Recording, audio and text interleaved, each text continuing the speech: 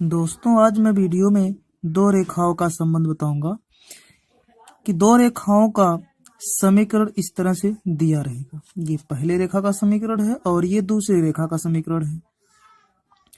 ये दोनों रेखाएं परस्पर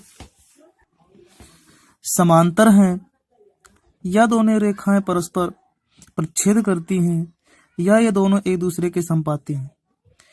ये परस्पर किस प्रकार व्यवस्थित हैं, इसको हम किस तरह से जानेंगे, आज इस वीडियो में आपको बताया जाएगा। दोस्तों, ये दिया गया है पहले रेखा का समीकरण और ये दूसरी रेखा का समीकरण। हम इसमें करते क्या है कि आपका ये जो पहला पद है पहले रेखा का और ये दूसरा रेखा का पहला पद है, तो इसका x का जो गुणांक a1 है और यहाँ x का गुणांक a2, इन दोनों का हम अनुपात ले लेते हैं। तो इनका अगर हम अनुपात करेंगे तो आपका अनुपात बनेगा a1 बटा a2। अनुपात का मतलब बटा, तो हम इसका दोनों का गुणांकों का हम ऐसे बटा ले लेते हैं a1 बटा a2।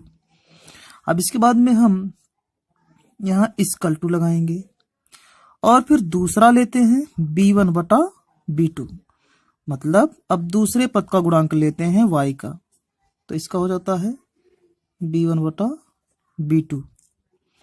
दोस्तों, देखते हैं कि यदि ये दोनों परस्पर बराबर नहीं है, अगर ये दोनों परस्पर बराबर नहीं है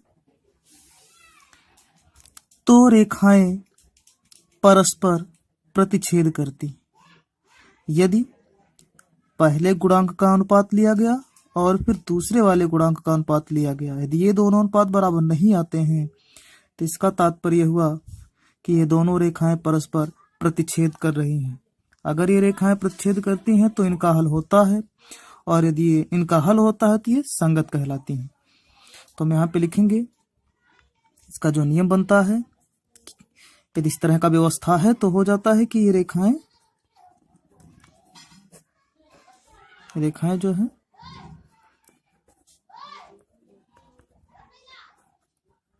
प्रतिच्छेद करती, ये रेखाएं प्रतिच्छेद करती। अगर ये प्रतिच्छेद करती हैं तो हल होगा।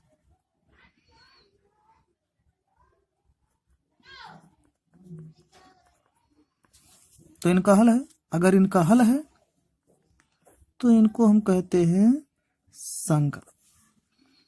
अगर ये बराबर नहीं है अनुपात तो रेखाएं प्रतिच्छेद करती है, हल होता है और ये परस्पर संगत मानी जाती है। ये आपका पहला स्टेप था। अब दूसरा स्टेप लेते हैं। अगर मान लीजिए a1 बटा a2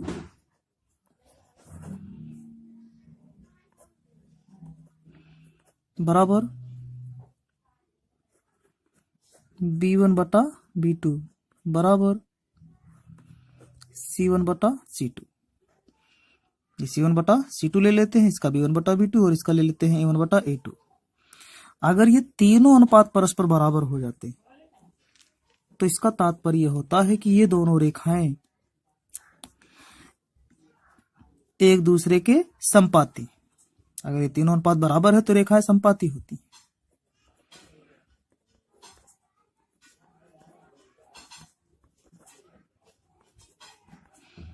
रेखाएं संपाती, अगर ये रेखाएं संपाती हैं तो भी हल होगा।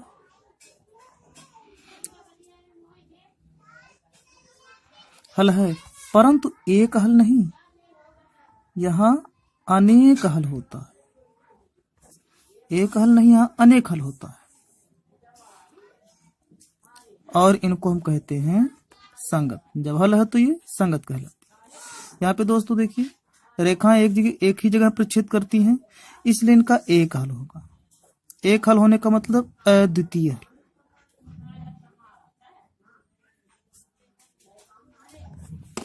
चूंकि एक जगह प्रतिच्छेद करेंगे रेखाएं तो इनका अद्वितीय हल होगा और ये संगत।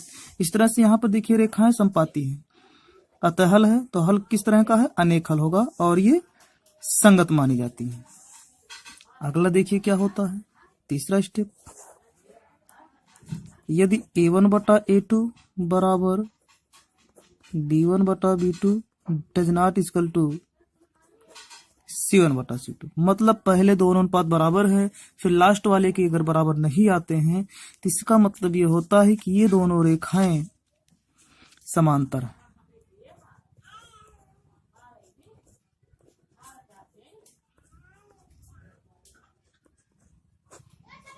रेखाएं समांतर।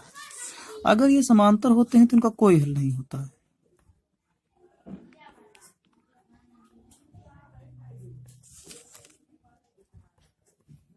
अगर ये समांतर होंगी तो इनका कोई हल नहीं होगा, क्योंकि जब तक ये आपस में परिच्छेद ना करे तब तक ले हल नहीं होता।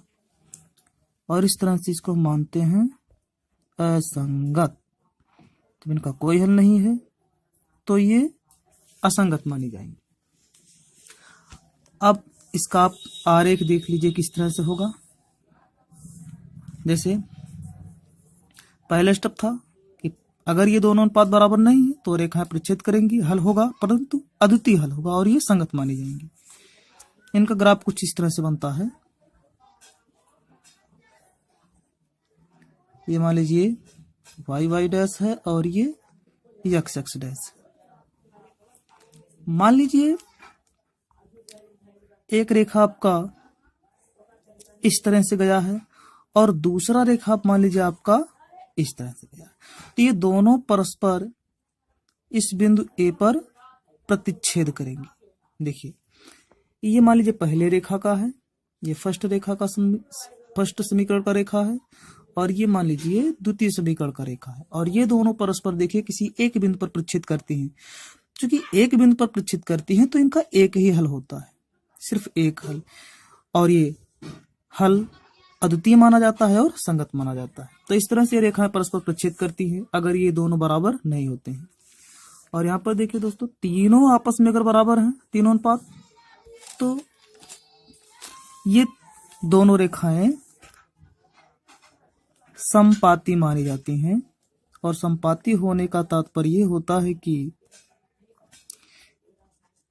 कि मान लीजिए कोई एक रेखा है इस तरह से कोई आप एक रेखा खींचे। ये मान लीजिए पहला समीकरण का रेखा है और दूसरे समीकरण का जो रेखा होता है वो इसी के ऊपर रहता है, एकदम इसी के ऊपर। जी हाँ दोस्तों, इसी के ऊपर दूसरा समीकरण का रेखा भी रहता है। इसी को हम कहते हैं संपाती। यानी कि जब दो रेखाएं एक दूसरे के ऊपर हों तो उन रेखाओं को संपाती कहा जाता है। अतः दूसरा रेखा भी इसी पहले रेखा के ऊपर होगा। इस तरह से ये पहले रेखा के जब ऊपर होगा तो एक, दो या तीन जगह नहीं प्रचित करेगा, बल्कि एक दूसरे के ऊपर ये रेखाएं होने के कारण इनका कई जगह प्रतिच्छेद होता है आपस में, इसलिए इनका अनेक हल होगा। और अनेक हल होगा तो ये संगत बनेंगी। अगले तीसरे स्टेप का पहला अनुपात बराबर है, लास्ट तीसरा वाला बराबर नहीं है, तो इसका आरेख किस तरह से होगा। ये रेखाएं एक दूसरे के समांतर मानी जाएंगी। जैसे ये y डैश और ये x डैश। ये रेखा कुछ इस तरह से होती हैं। जैसे यहाँ पर देख लीजिए, पहले समीकरण का पहला रेखा इस तरह से, और दूसरा वाला जो रेखा होता है इसी के समांतर रहेगा इस तरह से। ये दूसरा वाला है। अब देखिए दोस्तों, ये दोनों आपस में कहीं भी प्रतिच्छेद नहीं किया है, मतलब कहीं भी नहीं काटा है। जब कहीं भी नहीं काटेगा तो इसका कोई हल नहीं होगा, तो ये असंगत माना जाता है। इस तरह से हम अनुपात से समझ सकते हैं कि रेखाएं समांतर हैं कि संपाती हैं कि प्रतिच्छेद करती हैं, कैसे क्या करती हैं। तो दोस्तों ये अपना याद रखिएगा इस तरह का ट्रिक।